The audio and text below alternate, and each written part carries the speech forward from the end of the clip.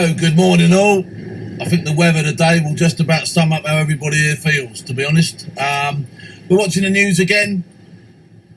It's absolutely unbelievable now to me. You know, it's gone. We must be the laughing stock of the world. So basically what we got now is a situation where a guy who was on television and who was stated all sorts of stuff against the state and against this and against that, and I'm jihadi this and I'm jihadi that, and I'm going to do this and I'm going to do the other. This guy couldn't be any further on the radar if he tried. It is the radar. Absolutely shockingly unbelievable that this guy would then, you know, the police would go, he's all right. No, he's all right. Don't worry about him. He's okay. He doesn't pose a threat. Doesn't pose a threat. He's actually stated and quoted in public, on television, behind a black flag, his intent. And he's not a threat. No. Don't worry about that. Now, correct me if I'm wrong. Correct me if I'm talking absolute poppycock. But I think it's time that we change the laws to encompass what's going on. People keep saying, you can't do that. We've not got nothing to arrest them for. Well, then make that an offence that puts you behind bars and gets you off the streets. Because that, I'm afraid, is if it's not treason, it's verging on treason. Shockingly unbelievable, you know. And I was talking about this to a friend of mine last night, and I was saying, you know, your granddad and your forefathers fought all these wars, you know, World War II. Did they stop to get some more votes? Did Churchill just put the flag down and go, no, it's voting time. No, we can't do anything about it now. We've got to get the votes in. No. The whole country stood behind him. The whole country fought and lost thousands, hundreds of thousands of brave men, so that the future could be handed over to us, their children, okay, intact, and so that we could progress the whole thing forwards. And that's the sad bit about this. This is our country. Okay, this is our country, no matter where you come from, and I don't care where you come from. I don't care what colour, creed, race, sexuality even you are. I don't care. It doesn't matter to me. All that matters to me is that you're a good person, okay? And all that matters to me is that in 20 years' time, when my grandchildren grow up, they've got something, they inherit something for us, which is worth having. Because at the moment, we're taking their future and we're tipping it all over the floor. We're tipping it all over the floor. And worse than that, we're trampling on it. Unbelievable. Unbelievable. You could not make it up that a man would go on television, state his intent, tell the whole world what he feels, and the police would go, no, he's all right, don't worry about it, he's okay, take him off the list. Poor fella. No, he's no threat to us. I mean, come on, I'm not, it ain't beyond anybody seeing all this sort of stuff now, is it? You know, we must all be smelling the same coffee beans now, surely. You know, it doesn't matter if you're liberal. I don't care if you're liberal. I like being nice to people and all. You know, I'd like a nice, peaceful world. But sometimes you've got to stand up for yourself and act. And sometimes you've actually got to do something.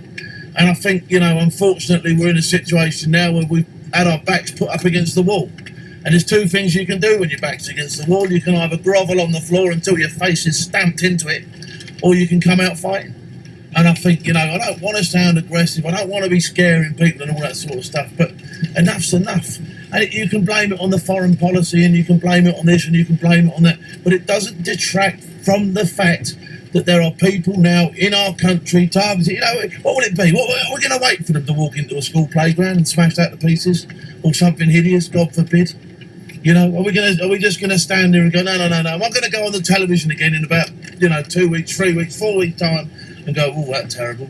Are you going to call another Cobra meeting and go, well, what should we do about it this time? Let's just keep the people happy, sling a couple of VCPs in. No, let's all club together.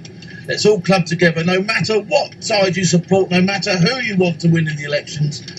Let's all club together and let's get something done about this, because it's, it's not doing anybody any favours, is it? It's nasty. It's horrible. It's not good. And like I say, this planet don't belong to us. We're here to safeguard it for our future and for our children and for generations to come, so that they can forge ahead and make the world a better place and make it somewhere that people want to be. And unfortunately, these subversives, they don't want it to be like that. They want it for their own, purposes. I can't, for the life of me, imagine why they would want it like that. But, You know, that's what they're doing. They're dragging down normal society, normal people that want to do nice, good things and promote values and, you know, do the right thing. And they just want to smash it all up. They just want to, you know, continue with this lunacy of, you know, whatever it is that, you know, their ideologies are. Which, to be honest, I can't see even remotely what religion it fits into. So, you know, it's extremist, all right, but it doesn't fit any religion I've ever seen. And I do understand a few religions. I've travelled a little bit. I've been to Gaza. I've been to the West Bank. I've been to Jerusalem. I've been all around the world. I've seen these places. You know, I've been both sides of the fence. Every side of every fence I've been. You know, and what they're doing doesn't fit any religion I've ever seen anywhere. So to call it religious, it's not religious. You people are maniacs. You people are doing something which is beyond any religion. You know, it's not, you know, it's just, like I say, we need to club together. It's gone too far. It's unbelievable. It's shocking. It's horrible. It's disgusting. And what is worse, you know, if we don't stand up and act against it and do something, we actually become part of the problem. We actually, you know, are advocating this. We're just tipping our children's future down the drain. We will hand them over a world which is not fit for them to live in a world where they have to be scared, a world where they can't have their human liberties, their human rights, the thing that people bang on about, these things that these people have hit us with the liberal stick and gone on about human rights, and in doing so we've lost every human value, tradition and right that we ever had.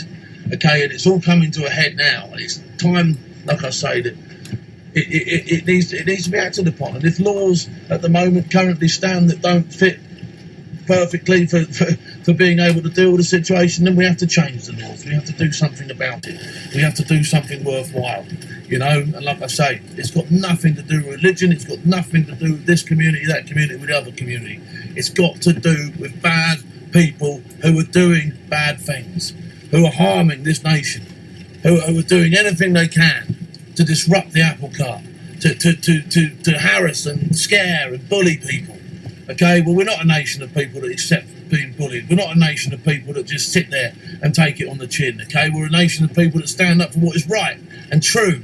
Okay, no matter what policy you believe should be in place and who and what rights people should have, there will be no rights, there will be no policies, there will be nothing if we do not stand together as a country and unite and stand up against this lunacy, stand up against terrorism, stand up for the rights and the values that our forefathers have laid in place and that we have tried to preserve and push forward and continue.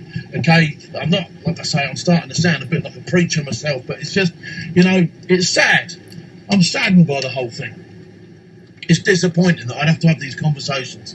It's disappointing that my children, you know, are in a world where they're uncertain, where my children turn around and say things like, Dad, how do you think it will be in 10 years' time? How do you think it will be when I leave school? Who do you think will be in charge? Will these jihadis win, Dad? Am I going to be in a world where I can't control my own destiny, where I'm not free and all that sort of stuff? And these are genuine questions that are being asked by my children to me. I'm heartbroken by it. Absolutely heartbroken. It's horrible. You know, they're scared.